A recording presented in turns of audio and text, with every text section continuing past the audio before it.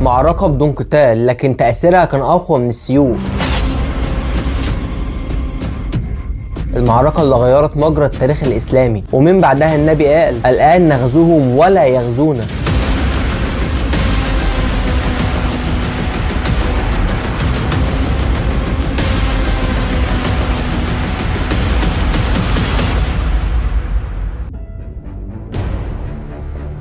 تخيل معايا معركة كان عدد القتلى فيها قليل جدا سواء من المسلمين او المشركين، لكنها كانت واحدة من اقصى الابتلاءات اللي مر بيها المسلمين من ساعة ما دخلوا الاسلام. معركة كانت اختبار حقيقي فرقت بين المؤمن والمنافق، غيرت تاريخ الدولة الاسلامية بالكامل. كل ده حصل بعد ما اجبر الرسول صلى الله عليه وسلم يهود بني النضير على مغادرة المدينة المنورة كعقاب على محاولتهم لاغتيال الرسول صلى الله عليه وسلم. لكن القصة ما انتهتش هنا، لان اليهود اللي اطردوا من المدينة ما نسوش اللي حصل لهم، بالعكس حقدهم على المسلمين زاد وقرروا الانتقام باي طريقه. اليهود اللي اطردوا من المدينه اتجمعوا في خيبر، وهناك بداوا يخططوا لضربه قاضيه ضد المسلمين. واهم خطوه ليهم كانت سنه 5 هجريا لما 2 من زعماء اليهود في المدينه المنوره من اللي تم طردهم من المدينه اللي هم حيي بن اخطب وسلام بن مشكم راحوا لقريش وقالوا لهم بكل وضوح: احنا عايزين ننتقم من محمد ده خرج عن دينكم وطردنا من ارضنا، فاحنا معاكم وهنساعدكم وهنخلص عليه. لكن ما اكتفوش بكده، بدأ يمدحوا عبادة الأصنام والشرك قدام قريش. كلام اليهود عجب قريش وبدأ يجهزوا للحرب،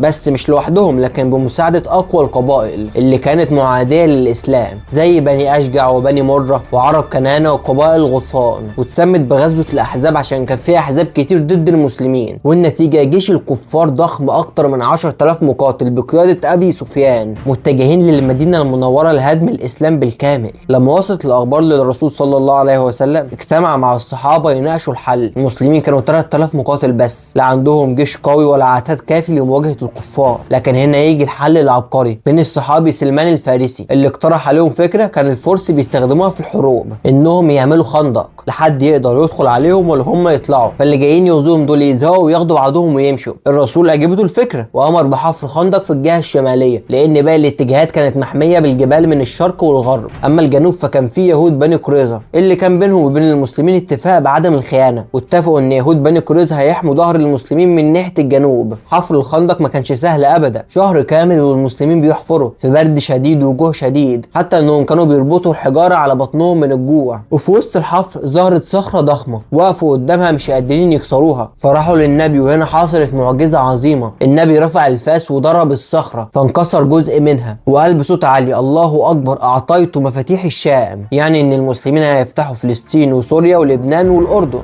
وضربها مرة ثانية وقال: الله أكبر، أعطيته مفاتيح فارس، الإمبراطورية الفارسية العظمى. فضربها للمرة الثالثة وقال: الله أكبر، أعطيته مفاتيح اليمن.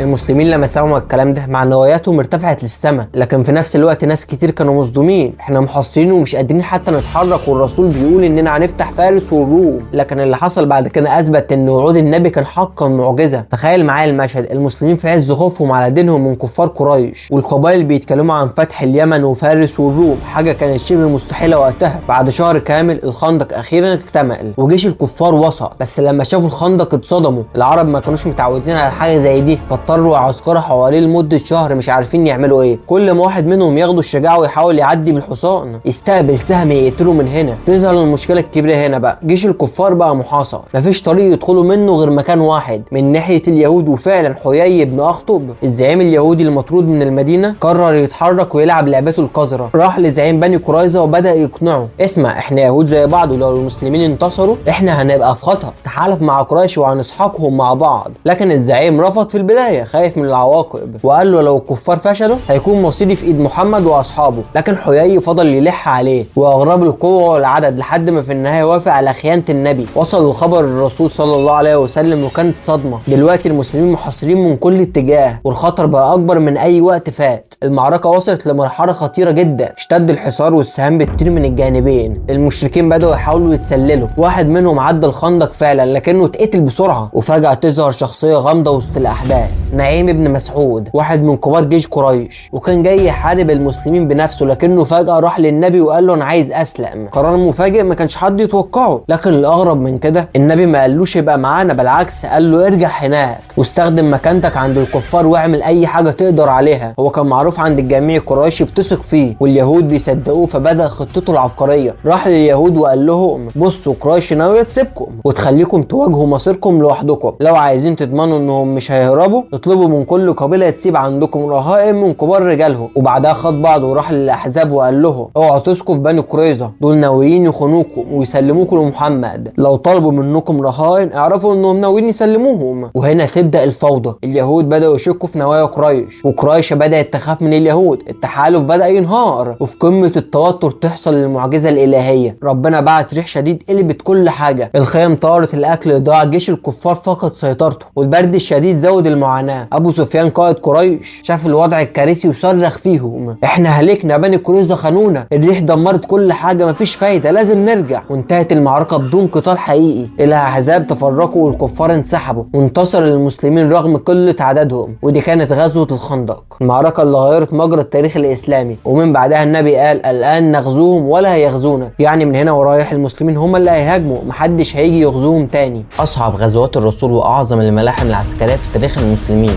اللي قدروا يدمروا أقوى حصن اتبنى في الجزيرة العربية، وقدروا يحققوا نصر عظيم عشان بعدها تنطلق فتوحات المسلمين لباقي شبه الجزيرة العربية. من بعد الرسول صلى الله عليه وسلم هاجر بالمسلمين من مكة ليثرب وتغير اسمها للمدينة المنورة، بدأ الرسول يأسس المدينة الجديدة من النواحي الاجتماعية والسياسية. وبالرغم من استقرار أمور المدينة إلا إن كان في لسه أخطار على المسلمين هناك بسبب القبائل المجاورة. معظم القبائل دي كانوا إما بيعبدوا الأصنام أو لهم ديانات تانية، وكانت قريش بتحذرهم من الإسلام ومن اللي عمله الرسول هناك في مكة. بدأت المكائد والكراهية دي من ناحية القبائل التانية ضد المسلمين تظهر عشان يدمروا الدين الجديد، وده ظهر في غزوة الأحزاب اللي هنتكلم عليها في حلقة تانية. بعدها قرر الرسول يعمل صلح الحديبية. الصلح ده كان مع قبائل قريش عشان يقدروا يتفرغوا للأعداء الموجودين في المدينة. ووقتها قرر الرسول إنه يحارب كل اللي اشترك في غزوة الأحزاب، وكان أخطر القبائل دي هي قبائل نجد اللي اتحالفوا مع قريش ويهود خيبر اللي كانوا العقل المدبر للهجوم، وكانوا عاملين اتفاق مع قبيلة غطفان انها تشارك في الحرب مقابل انهم يدمروا تمر خيبر لمدة سنة. اهمية المعركة دي للمسلمين في انها كانت هتقام في حدود المدينة، وبالتالي هتمنع اي خطر ممكن يجي من ناحية قريش. كل الاحداث اللي انا قلتها دي كانت بداية لغزوة خيبر سنة 7 هجرية.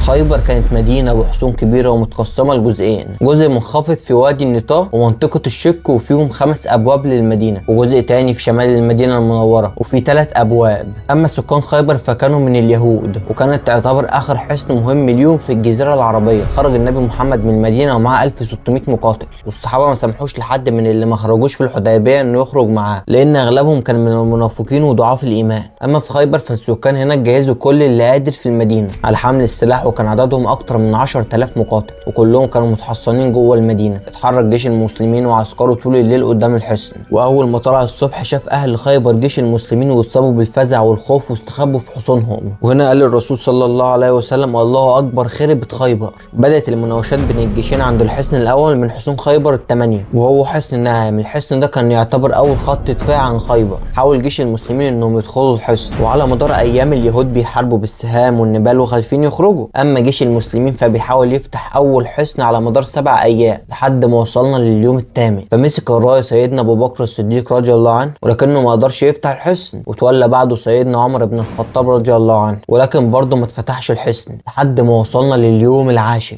فقال النبي والله لاعطين هذه الرايه رجل يحب الله ورسوله يفتح الله على يديه. وهنا قرر الرسول يدي الرايه للامام علي بن ابي طالب رضي الله عنه. علي بن ابي طالب مسك الرايه وتوجه للحصن ووقف يدعوهم للسلام، لكن فجأة لقى الحصن اتفتح وخرج منه واحد من قادة خيبر واسمه مرحب، طلب ان هو يبارز حد من المسلمين. فخرج له سيدنا علي بن ابي طالب بنفسه ووجهه، وبعد موجة قوية شق الامام علي راسه. وبعدها خرجت قوات خيبر واخوات القائد عشان يقتلوا علي، لكن التحم معهم جيش المسلمين، وكان كل مقاتل بيحارب واحد، الا سيدنا علي كان بيبارز 4 لحد ما اتكسر درعه واستخدم سيفه كدرع. وفي بعض المصادر بتقول ان سيدنا علي شال باب حصن بايده واستخدمه كدرع رغم حجم الباب. وهنا كبر المسلمين وانصاع جنود خيبر باللي شافوه. فضلت المعركة مكملة حوالين حصن ناعم، وقدر المسلمين ينتصروا. وبعدها كمل المسلمين اقتحام الحصون بقيادة الحباب بن منذر الأنصاري. وهنا جيش المسلمين حاصر الحصن أيام، لكن المسلمين وقتها مروا بمجاعة، لأن الحصن الأول اليهود كانوا فضوه من الأكل، ولكن دعا الرسول بالنصر، فرجعت قوة المسلمين من تاني وقدروا إنهم يدقوا أبواب الحصن المنيع لحد ما انفتح. اليهود ما كانش قدامهم حل غير إنهم يهربوا لآخر منطقة حصينة ليهم فيهم ويتمركزوا فيها، والمنطقه دي كانت قلعه الزبير. المسلمين حصروا القلعه دي لمده 3 ايام لحد ما جه راجل من اليهود اسمه غزال وقال للمسلمين ان في جداول مياه في الحصن، ولو وقفت القلعه دي هتستسلم. وبالفعل تم قطع المياه عن القلعه، فاضطر اليهود انهم يخرجوا عشان تحصل معركه عنيفه على باب القلعه تنتهي بانتصار المسلمين. بعدها اليهود ترجع لحصن النزار، والمسلمين حصروه وضربوه بالمنجنيق لحد ما انهارت جدران الحصن وهرب اليهود، وسيطر المسلمين على قسم كبير من خيبر. بعد كده المسلمين انتقلوا للجزء الثاني من خيبر فوق المرتفعات وفي حصون القاموس وبني ابي الحقيق والوطيح والسلالم. لكن بعد انهزام يهود خيبر كل الاهالي والاطفال كانوا في الحصون دي. حط الرسول صلى الله عليه وسلم المنجنيق قدام الحصون، لكنه رفض يستخدمها في ضرب الحصون وسابها واقفه مكانها عشان يستسلموا بس. ورغم ان جيش المسلمين كان ممكن ينهي المعركه في ساعات لو استخدم بس المنجنيق، لكنهم فضلوا الحصار على قتل الاهالي والاطفال، واستمر الحصار لمده 14 يوم. وبعد انتهاء الاكل والشرب اهل خيبر خارجين طالبين الصلح، وبالفعل وافق الرسول على الصلح مقابل انهم يخرجوا من خيبر، لكنهم طلبوا انهم يفضلوا يزرعوا الارض، فسابهم النبي وبقى ليهم جزء من المحصول والتمور لحد ما خرجوا من المدينه في عهد الفاروق عمر بن الخطاب رضي الله عنه. وبكده انتهت غزوه خيبر بنصر كبير للمسلمين، واتدمر اخر اقوى حصن لليهود في الجزيره العربيه، وده كان انتصار استراتيجي خلاهم يقدروا يكملوا نشر الاسلام في باقي الجزيره العربيه. المعركه دي ما كانتش مجرد انتصار عسكري، لكنها كانت دليل على قوه الايمان والتخطيط الصح لجيوش الرسول صلى الله عليه وسلم، وفتحت باب للفتوحات الاسلاميه غيرت مجرى التاريخ. بس السؤال هنا يا صديقي، هل ده كان اخر انتصار للمسلمين ولا دي كانت مجرد بدايه لفتوحات اكبر؟ استنونا في الحلقه الجايه وهنعرف ايه اللي حصل. لو عجبتك الحلقه ما تنساش تعمل لايك وشير.